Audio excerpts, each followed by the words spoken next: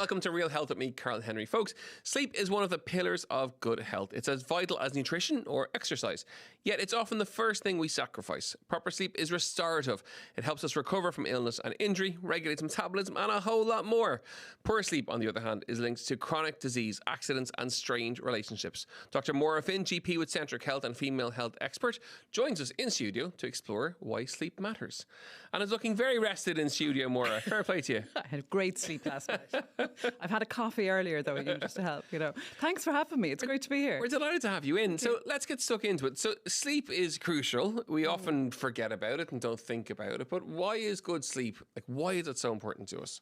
It's funny, isn't it? People talk about all these health hacks and, some kind of new fancy thing that people buy or they're kind of interested in getting online or whatever. But sleep is the one thing that's available to us all universally. And it has been for millennia. It's always been necessary. And as a species, I suppose, we're at our most vulnerable when we sleep. We're not looking after our children, we're not feeding ourselves, we're not actually kind of able to protect ourselves. And still it exists. So it just shows that it has to be absolutely essential for survival. But not only that, it's how we sleep is so important. So there's a kind of way of looking at it. You look at the quantity of sleep, the quality of sleep. And then there's a couple of other little parameters that I might mention later. But the reason why it's so important is because it's the restoration aspect that you spoke about already. When you sleep, you are not just not awake. Now, if you take a sleeping tablet or something, yes, you are just not awake. And that's the reason why they're not good for you. But when you sleep normally, what you're doing is your body is actually trying to cleanse itself and lay down new memories and concrete the ones that you already have established during the day. And you go through phases of it. So to kind of, without being too technical, there's kind of this non-REM sleep. Mm-hmm. Most people will know about REM, probably because of the band. Saw them in Slane. Did you see them in Slane? I did, yeah. It was the only time I was in Slane, actually. And yeah, it was brilliant. But with regards to sleep, REM and non-REM. So REM is rapid eye movement. Yes. So it's just one of the ways. When you're monitoring sleep, you're looking at, are they awake? But you're also looking at eye movement and muscular tone as well. So non-REM sleep, there's 4 different phases of that. And it goes from the lightest to the deepest. And those 4 phases are just as important as the REM sleep, because people often think REM is the thing that's really important because you tend to dream in REM sleep. But the other 4 phases are really important too. And in different parts of those phases, we wash our brain. The brain is the amyloid plaques, and it's washed through. That's a lovely analogy now. I haven't heard that. That's a really nice way of putting it, yeah. But that's what happens. It's kind of it's almost like it goes through a nice gentle cycle. And so that's those you might have heard of amyloid plaques that are associated with Alzheimer's. They build up and they're washed through during the right types of sleep. We lay down memories, like I say, and we concentrate them. We also find pathways and connections between other memories from different times. So the way you sometimes wake up and you've gone to sleep on a dilemma of some sort or something you're trying to kind of make a decision on, and you've actually kind of come to the conclusion through your sleep. And that's not an imagined thing, and it's not just because you're rested, it's because your brain has done that during the night. I find this really fascinating. So sorry, I'm a bit of a nerd about it. But we love it. We're all engrossed in your sleep chats already. We're only 3 or 4 minutes in. That's great. You have half an hour to chat away. But it's so fantastic. And then there's other bits like... You might be aware of the different hormones related to hunger and... Ghrelin, leptin. Yeah. Exactly. And they balance each other differently at night. And if there's poor sleep, they don't balance as well. So you're hungry. Not only are you hungry because you've had poor sleep and you may actually be looking for a quick fix and a bit of sugar or something to kind of boost you up, but you're actually hungry because your hormones haven't regulated properly during the night. So that happens at night. Chronic poor sleep means that you hormonally age more. And that's been proven even after maybe 48 hours of poor sleep. And that ties back into the cortisol fashion of the moment, because that's all the cortisol coaches are everywhere. And then when they try to, we're going to fix you, sleep better. And funnily enough, your cortisol, and you do. Well, but you see, your cortisol, I do have a problem with all the cortisol hacks out there. So do I. Good, I'm glad to hear it. Because cortisol is an essential part of our circadian rhythm. Yeah. It's the day, night, and cortisol rises as in the kind of early part of the morning, maybe 5, 6 o'clock in the morning, and it's meant to peak so that it gets you up and makes you function. If you don't have cortisol, you will not function. So it's been linked, it's kind of poor science, isn't it? It's been linked to high cortisol means stress, but it's not. It's the other way around. It's very pseudo. Yeah. It's not great. But there are all these hormones that do change according to our circadian rhythm. And one, as you know, is melatonin that happens. Melatonin is released when we're physically tired, when it's nighttime, when it's dark, and you have that sleep pressure that builds up as well. And actually, melatonin is one of the things that actually is quite a safe thing to take because it's a hormone that is meant to be released naturally. But if you took melatonin at 3 o'clock in the afternoon, it would do nothing for you because it has to link in with your natural circadian rhythm. And again, that's fascinating stuff, because like animals and the seasons and everything else, nature is based on rhythms and cycles, and so are we. And women, we tend to talk about the long 28-day cycle. Men have a much more transparent 24-hour cycle with the cortisols and testosterone rises in the morning time as well. So it's all about cycles, and we have to recognise that. Another thing that actually is very interesting is that we have these chronotypes. I don't know. I was actually, just before I came in, I was looking at this. There's a quiz you can do to see what sort of chronotype you are. Tell us more. And I don't know. I mean, they might be a little bit faddy, but it's about whether you're a morning person or an evening person in essence. Yeah. But we are genetically primed to either function better in the morning or not. And we can't fight that. So some people are far better. They're night owls. They are. Yes. Yeah, I lived with one for a long time because I don't know whether if you can be neither. I want to sleep late and go to bed early. That's my pattern. But some people function very, very well in the morning. That's an important point, though, isn't it, when it comes to sleep health? Because we are all individuals. Yes. And to honour your individuality when it comes to sleep. So, like, we might throw a recommendation of, go to bed at whatever time. If you're a night owl and you stay up an hour or two later, that's cool, presumably, because that's how you exist. Absolutely. And you may have problems with sleep because you're trying to fight your natural chronotype. Yes. However, the world is actually kind of built around the early morning chronotype, unfortunately. Particularly, we see that with teenagers and schoolgoers, and they tend to struggle with early mornings. And unfortunately, there's nobody saying, well, look, we'll let you start at 10. Yeah, of course. Yeah. Night school. The night school when you're a teenager doesn't quite exist. Yeah. So unfortunately, how we have to fit into the world as it is, even though our chronotype might be slightly different. But understanding that might explain why you may not have a sleep problem as so much as your chronotype is slightly askew and you're trying to adapt to a world that's not quite built around you. But individuality has to be understood and acknowledged in every aspect of our lives, doesn't it? As a society, are we sleep poor? Apparently, yes. Yeah. Like when we talk about the quantity of sleep. So you usually say 7 to 9 hours. Now, I'd say most people don't get that. And actually often what sleep experts would say if they're asked how much should I sleep, they'd often say at least an hour and a half more. So so whatever you're getting, it's not enough, Because I'm intrigued when people say, 7 hours is very long, very long. I'm like, well, okay, if you're up at 6 o'clock and 7 hours, work that back is 11 o'clock asleep. Yeah. 11 o'clock is pretty late enough. Well, it is, but then, it usually takes at least 10 minutes to get to sleep. Yes. And we do cycle through this kind of non-REM, yes, REM. Kind of 2 hours or whatever, Yeah, it's about a 90-minute cycle. It can be different for different people as well, of course. So those things, sleep trackers that tell you it has to be 90 minutes. Yes. Sure, of course they're wrong. How can you be so prescriptive for people? So, so the quality of sleep really matters as well. So you may have had 10 hours in bed and had maybe 4 hours of quality sleep. So, but most of us don't have enough quantity of sleep, even we don't try to. And some of that is bravado. Like you go back to Maggie Thatcher used to famously sleep for 3 hours in a night or something, and she was proud of it, and because she was able to function on such poor sleep. We see that with Mark Wahlberg now, the 5 a.m. club. He's in the gym at 4:30 or 5 o'clock pumping weight. Yeah. There is a strand of society who are very much Okay. up early. And I can understand that, that may be their chronotype as well.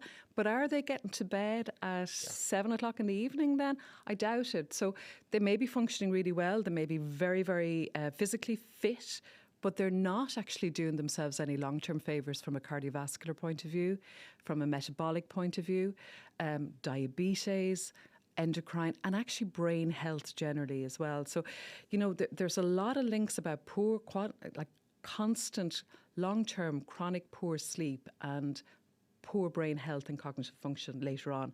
And maybe, I don't want to be sensational about it, but Alzheimer's, there is definite links there as well. So so we're kind of saying 7 to 9 hours, give or take. Yeah. If people are saying, okay, well, how do I know? If trackers aren't delivering, a huge amount of accuracy, how we've always said at clients, it's how you wake up. It's your readiness to start the day. That if it takes you kind of half an hour to an hour to get into I'm ready to start the day, or if it takes you 3 or 4 hours, there's a big difference. That's exactly it. That's the best measure. Yeah. Oh, boom. So it's like, are you sleepy during the day? Do you have this kind of daytime somnolence? Like, you're taking a drive that might be 2 hours and you find yourself kind of nodding off. Now, we all have a certain amount of that. And in the afternoon, there is this kind of, especially after lunch, this postprandial dip that we tend to have. And that's a natural part of the circadian rhythm too. But if you are, have sleep inertia where it takes you 2 hours to function, that's not healthy and that's not correct. Sleep inertia. Now I have a word for it. I never had a word for it before. Now I have a word. It's very great when you sciencey put a word. label on something, isn't it? The sleep inertia is the ability to the readiness to start. If that is a prolonged sleep inertia, chances are you're still tired. Exactly, you didn't, sleep. and you tend to know. Do you know the way sometimes you might say, "How did you sleep?" It's such an indulgent thing to talk about, isn't it? But you kind of go, "Oh, I think I slept well," And it's a fair point, that though. I think people are afraid to trust their guts now. Yeah. They are, my tracker has to tell me. Exactly. And, and I think the trackers are useful. I mean, everybody's wearing them now and they're useful for all sorts of different things. But I think then if you're looking at your tracker and saying, oh my God, I only got 6 hours last night and that means if that doesn't improve, I'm going to develop diabetes. Obviously that's not the case. But if you feel very rested and you think you function very well, again, 7 to 9 is a guideline. Not everybody is the exact same. Yeah. And there's other parts of your physical health that matters so much more as well. Like if you have had good sleep, but you've had no exercise the day before, you're not as healthy as somebody who's had relatively poor sleep. Do you know what I mean? Yeah. So you have to take it all into moderation, exactly, and balance, and they're all different parameters. For people who wake up regularly during the night, do we think that might be stress linked? Now that's a brilliant question, because this is one of the things. It's a very common kind of consultation that I would have where people talk about, I just can't sleep. Yeah. Now, I do an awful lot of women's health, so frequently it's around kind of like menopause and perimenopause and hot flushes. So what you often have to establish is, why aren't you sleeping? What's waking you? Is it a hot flush? Is it that you're getting up to go to the toilet at night? Is it because your child is crying? Is it because you are stressed about something? And poor sleep is often one of the very first signs of depression. Okay. And chronic poor sleep, of course, affects your mood as well. So, the two things go hand in hand. So you need to establish why somebody isn't sleeping to actually establish how you're going to help them fix it as well. And then obviously the other big thing is sleep apnea, which is much more common than people realise. Chat to us about that. Well, sleep apnea is really when you have these pauses in your breathing. And people will often kind of know about kind of almost gagging on yourself. And what happens is your throat muscles relax. Now, all our muscles relax during sleep, but they relax and they fall back on themselves. And you will never choke to death with sleep apnea. That will not happen. But you may actually interfere with you could repeatedly wake up or stop breathing, and that might wake you. And partially. that's the what partners recognise there. Yeah, and it's very scary. Yes, it is, and they'll kind of give them a shove and say, "God, I thought you weren't going to stop," And you have these pauses, and you also have a drop in your oxygen saturations as a result. So that causes not only the cardiovascular effects of having a poor oxygen saturations, but also chronically broken sleep. And you never get into the cycle, the 90-minute cycles we're talking about. And there's a prevalence for it with people who store weight around the neck, men in particular, around the neck area, isn't there? Yeah, they kind of say like a 16-inch neck for women and 17-inch neck for men. Oh, yeah, okay. Tends to be kind of that would be a danger factor. Being overweight generally can be, but you can have people who are very slight who can also have sleep apnea for other reasons. Yeah. It's usually this kind of, there is a central sleep apnea which is caused by brain issue, but it's more often this congested one that, it's just everything is too full. Mm-hmm. And it's recognised or tested by doing these tests where you're usually in a kind of a sleep clinic. You don't have to be. There's home versions of these now, actually. I think there's an Irish company. I'm always fascinated by the idea of a sleep clinic. I'd love to go for the crack. I don't know. I can't imagine how in that room there now, sleep, we're going to watch you. Exactly. And I think they're probably noisy and bright and everything. But so somebody's watching you trying to sleep. Yeah. And then you've got all sorts of monitors on you and everything. And they're looking at your oxygen saturations, whether you're sleeping. So they're looking at you, and also your muscle tone and everything too. But there's a thing called an apneic hypoxic index. Okay. Apneic AHI. And if it's more than 15 times that you kind of will wake or kind of have these pauses, during an hour. Wow. So because it's normal to have about 5 an hour. Really? Yeah. Because I suppose we just, a part of our sleep is that our muscles do relax. So it's normal to kind of, people talk about sleeping like a baby and how peaceful it is. I don't know if you have children, do you? Yeah. Do. Yeah, well, babies don't sleep peacefully at all. No. They fly around the bed and they just, they make all sorts of noises and, so that's normal for adults too. So a certain amount of pauses is actually considered normal. But if you've more than 15, you've got moderate sleep apnea, and it may be having a long-term effect on your general health. And of course, if you have a concern around that, it's off to your GP. It's discussing with your GP, and they'll refer you on. And then it's a sleep apnea machine, which is the mask. Yeah, the CPAP, which can be that can be life-changing for people. They really can. I mean, I've seen people whose careers, everything were being so deeply affected. Yep. Relationships, ability to kind of drive and function. But they are awkward. That's one of the common ones, isn't it? Falling asleep in the car or nearly falling asleep at the wheel. Yeah. It's one of the signs of especially on kind of motorways and stuff where you're not kind of boring. The same. Yeah. And it's very, very dangerous. And, there are those signs up kind of take a break, have a coffee, have a nap. Yeah. Look at even the cars are on it now. If you begin to wobble in the lane, it'll alert you to get a cup of coffee or take a nap. Okay. Chat to me around room temperature. This is perfect. It's nice and cool in here. That's because the aircon is on, because it's roasting otherwise. Because I was actually terrified it was going to be too hot. I'd taken off my jacket and my perimenopausal. There's nothing worse. Listen, I had pneumonia about 6 weeks ago, and off the back of it, I now get the sweats every now and again. So it has to be cold. Welcome to my world. Oh my God, it's like it was literally like being menopausal. I'd randomly get like cover anyway. Far too personal for the podcast. Here we go. Sorry, but it's in my world. But room temperature is important. It really is. Yeah. And new builds, particularly presumably because they're insulated, they're warmer. Like new houses are warmer. That's true, actually. Yeah. And you're actually not, because of the passive housing, you're not meant to be opening windows and stuff. Yeah. Well, what you'd recommend is a temperature around 18 degrees.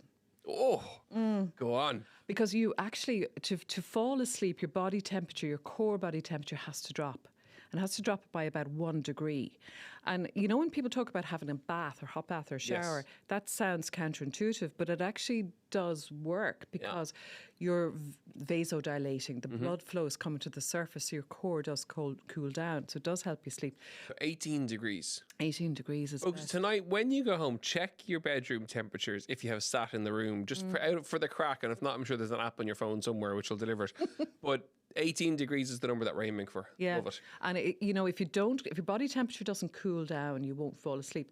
Now that you're kind of going, why do you fall asleep in a lecture or in a stuffy place? If it's hot. Yeah. And the reason is probably again because you're too hot, but your core, it's actually around kind of ventilation and stuff there as well. So, but yeah, your room should be 18 degrees is what's considered optimal. Love it. All those who are minding their heating bills this winter will love you. 18 degrees would be great. Dark is important too, isn't it? Yes. Yeah. So what you're looking for is you need to be physically tired. You need to have very few distractions in your room. People talk about kind of, bedrooms. A bedroom is for sleep and sex. Good. I was going to say it. You didn't say it. Good. Well, you can come back anytime. You're a great crack. Thank you. You're just saying it as it is. Good. Okay, I know what you're getting to there. You're getting to TVs and stuff. Yeah. Now, look, I have a TV in my room, and it just but you shouldn't. Do you know the way we build associations in our brain? So if you associate your room with lying in bed looking at television, it's not necessarily the association with sleep isn't there. So that can be a reason why your sleep pattern kind of doesn't work properly. But your room should be cool, dark, few distractions, and you should be physically tired as well. That's the thing, like, if you go to bed and you've had a really, really stressful day, but you haven't had a bit of exercise or you haven't had a bit of fresh air, it's very hard for your brain to kind of, So physical exercise, a bit of gentle stretching even just before bed, meditation, all those things, they're really important. Sleep and menopause, finally. Yeah. There's so many reasons why the two things don't go hand in hand, unfortunately. One of them being the very obvious hot flushes and night sweats that tend to wake you. A lot of women gain a bit of weight over menopause. Again, that interferes with your sleep and also can cause the sleep apnea issues. Frequency of urine, getting up to the toilet because you're not using vaginal estrogen. That's a little thing that I talk about all the time. But anyway, but actually vaginal estrogen reduces your risk of having to get up to the toilet at night and UTIs in the future. So that's it's a kind of a fix for that. But getting up to the toilet means that you're not having your proper unbroken sleep. So there's many, many things. But now, going on HRT, for instance, is not the fix for that. There can also be other reasons, like you may not be sleeping because there's all sorts of other family issues, issues with your relationship, issues with your kids. So it's important to look elsewhere, as opposed to just saying, I'm menopausal, I can't sleep. Absolutely. It's actually one of my, even though I have a specialist menopause clinic and I do a huge amount of this work, I'm always a little bit anxious about the fact that everything, when you between the age of 45 to 60, everything you experience has been put down to menopause. And we'll miss other things. And there are other things. And it's really important to acknowledge that. The pain in your big toe doesn't have to be because your hormones are dropping, It's all the red wine scout. That's it. But also, your relationship issues and all those things need to be addressed as well, So, so they do think, unfortunately, poor sleep and menopause go hand in hand, but the answer to that is kind of multifactorial. It's a lovely phrase. You've covered a lot of ground. Sorry. No, it's great. It's brilliant. I think it's fantastic. I love when people come in and they're just so good at what they do. They just deliver and it just goes. But like we've at the start we said we're going to chat all about sleep. We've done that from lots of different angles and ways, which is fantastic. I know you're not great on the old Instagram, but if people want to contact you or even for your menopause clinic, how do they get in touch with you? Well, at Centric Health in Ennis is where I work. My poor one of my daughters looks after my Instagram and she's just driven demented with it because I don't know what to do. I saw you did something and tagged me today. I tagged you earlier. And I wasn't quite sure what I did. So if I deleted you, I apologise. With the content you have, you'd be gold on Instagram, Maura. Absolutely gold. Thank you so much for coming in. We really, really appreciate it. Thank you so much. Folks, that is it for another episode of Real Health with me, Karl Henry. As ever, where we are at Karl Henry PT on Instagram, realhealth@independent.ie and on the Irish Independent website. Have a wonderful good sleep week this week with all those tips in a nice cold room, which will be lovely for the heating bills. Have a great week. We'll see you next week. Slán go fóill.